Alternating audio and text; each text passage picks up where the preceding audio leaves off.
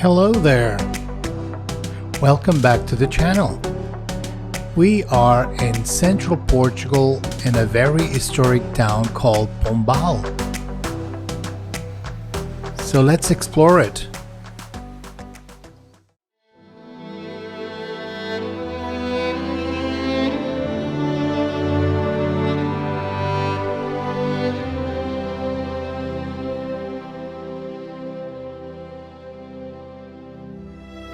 What if I told you one small Portuguese town helped shape an entire nation? Perched on a hill between Lisbon and Porto lies Pombal, a town many travelers simply drive past without realizing they're passing one of Portugal's most important historical places. Home to a mighty medieval castle, a fascinating old town, and the legacy of one of Portugal's most influential statesmen, Pombal offers far more than first impressions suggest. Today, we're exploring castles, churches, hidden streets, local traditions, and discovering why this overlooked destination deserves a place on your Portugal itinerary. Let's explore Pombal.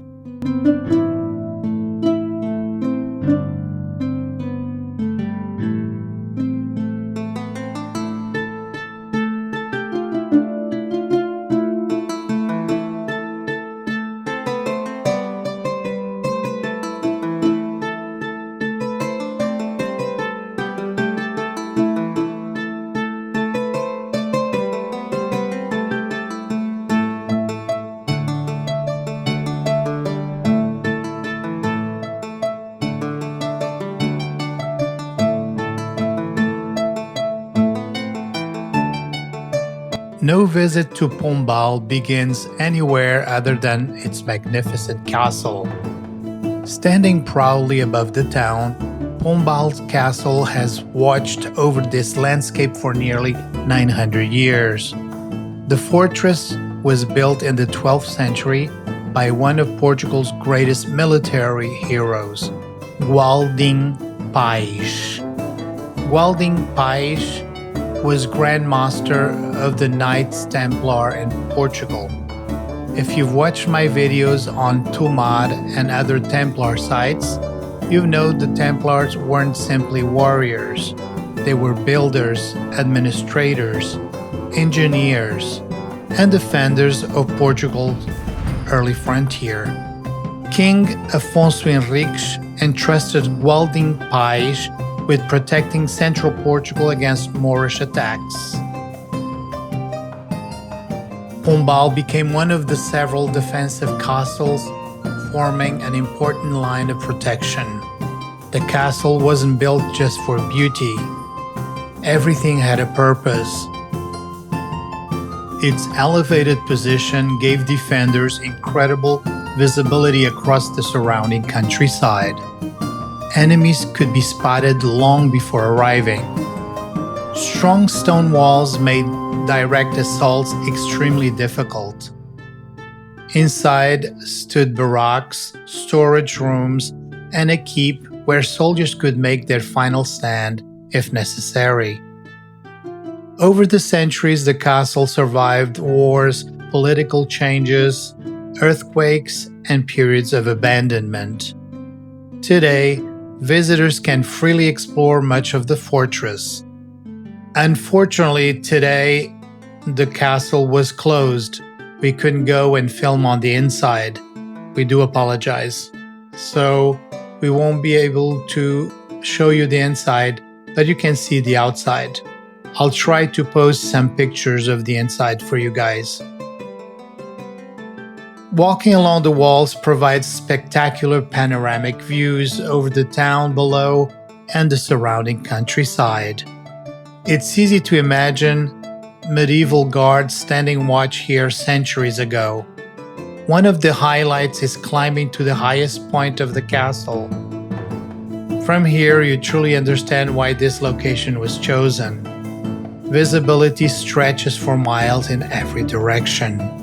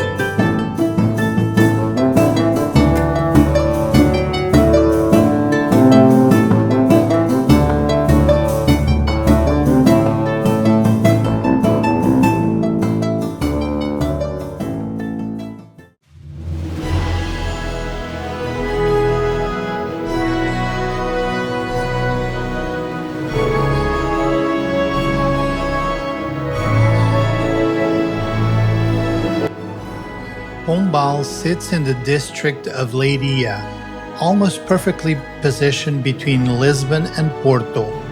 Its location made it strategically important for centuries. Romans traveled here, medieval knights defended it, kings protected it, and later one extraordinary man would give the town its own name.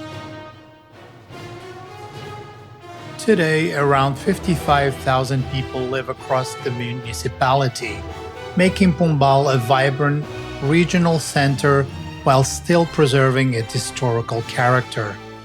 Unlike Portugal's crowded tourist destinations, Pombal offers something increasingly rare: authenticity.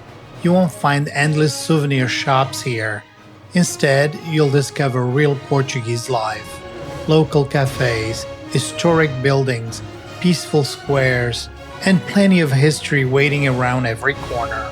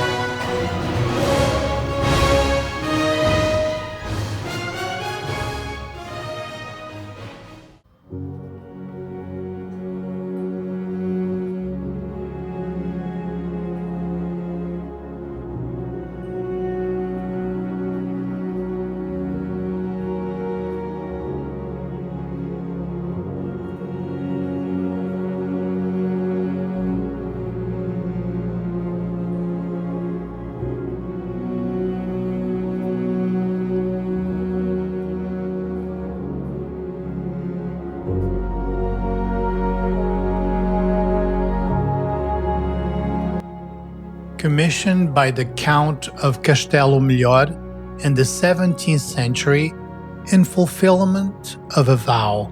This Baroque-style building is the work of the royal architect João Antunes.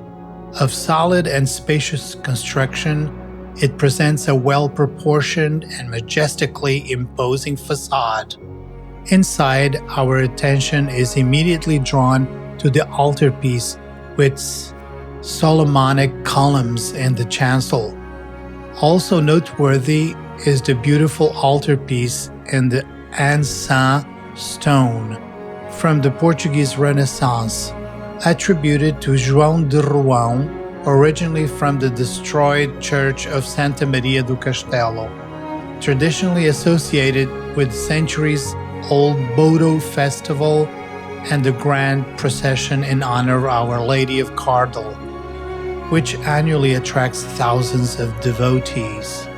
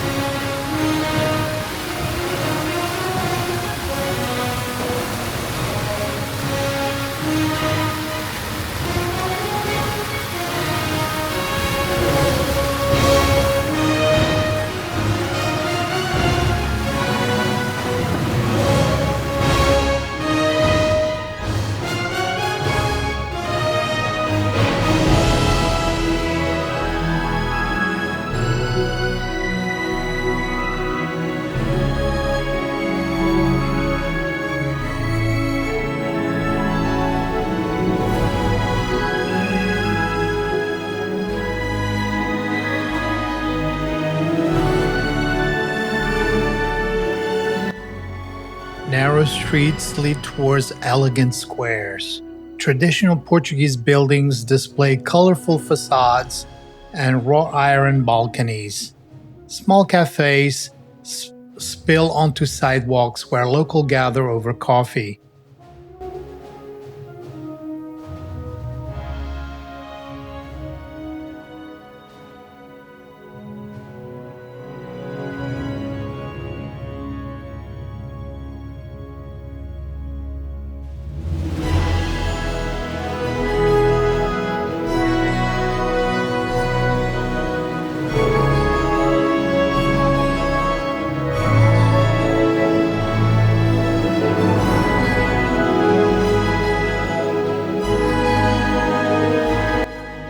One landmark worth visiting is the beautiful Church of Sao Martinho.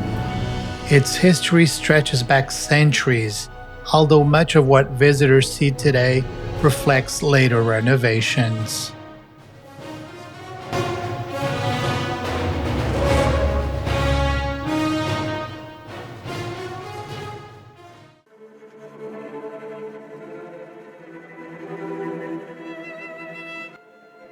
Of ancient construction, the parish church of Pombal was rebuilt in 1520 and extensively remodeled in 1816 by the Captain Major of Pombal, Jorge Coelho de Vasconcelos Botelho, after its devastation 5 years earlier caused by the vandalism of French troops. Its exterior presents a simple architecture contrasting with the beauty of its interior. It was in this church that in 1323, King Dinis and his son Afonso celebrated the public oath of peace through Queen Saint Isabel, as can be seen in a large panel of modern tiles fixed above the triumphal arch. Also noteworthy is the side chapel of Our Lady of Pity, a space built in 1551 and covered by a ribbed vault, with the coat of arms of the Frere Botelho family at its keystone. The artistic highlight is its beautiful polychrome stone altarpiece, a Renaissance work from the mid-16th century attributed to the workshop of the French sculptor João de Rouen. This beautiful classicist altarpiece presents cultural episodes depicting the lives of Saint Martin, Christ, and Saint John the Baptist. Its composition also includes busts of an elegant apostle.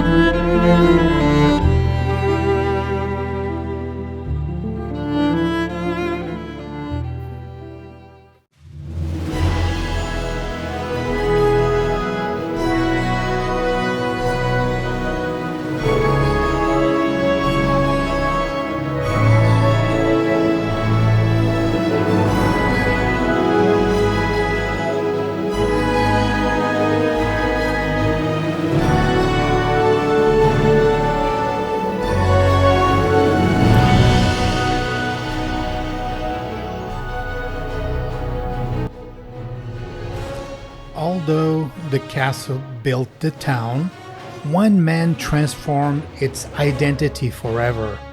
The man was Sebastião José de Carvalho e Melo, better known as the Marquês de Pombal. He became one of the most powerful politicians in Portuguese history during the 18th century. Following the devastating 1755 Lisbon earthquake, the Marquis led the reconstruction of Lisbon. Many of the earthquake-resistant building techniques introduced then were revolutionary for their time. He modernized education, reformed the economy, reduced the power of the nobility, and reshaped Portugal in ways still visible today. The title Marquês de Pombal came from this very town. Today you'll find monuments, museums, and streets remembering his legacy. Whether admired or criticized, few historical figures have influenced Portugal as profoundly.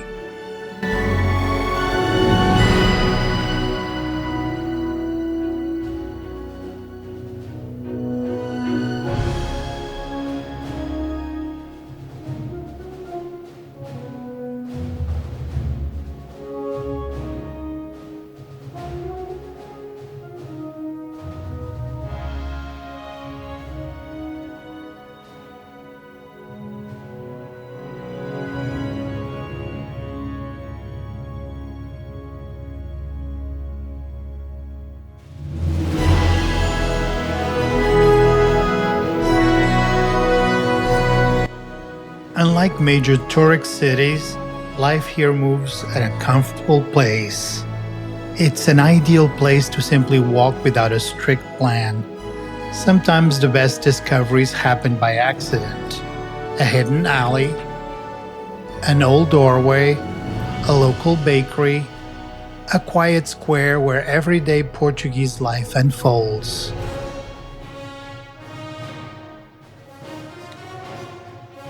The cuisine around Pombal, you'll often find roasted meats, regional sausages, fresh breads, and hearty stews.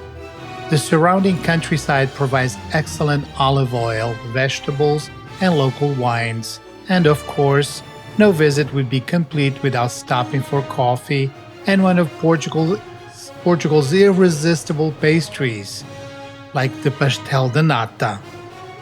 If you're visiting during one of Pombal's festivals, you'll discover an even livelier atmosphere. Music fills the streets, families gather in public squares, traditional performances celebrate the town's heritage. These local festivals provide a wonderful glimpse into authentic Portuguese culture.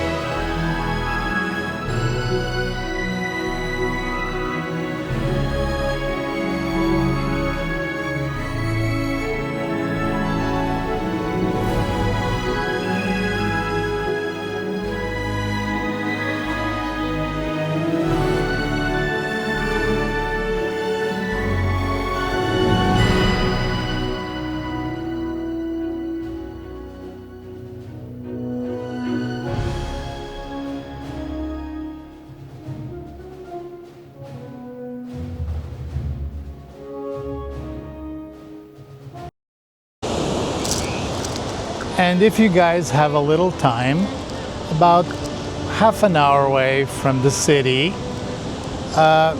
you come and enjoy the rest of the day at the beach. Today, it's a little bit rough. The ocean is not very calm at all, but it's very nice. Let me show it to you. It's called Os Ossos da Baleia Beach, okay? So,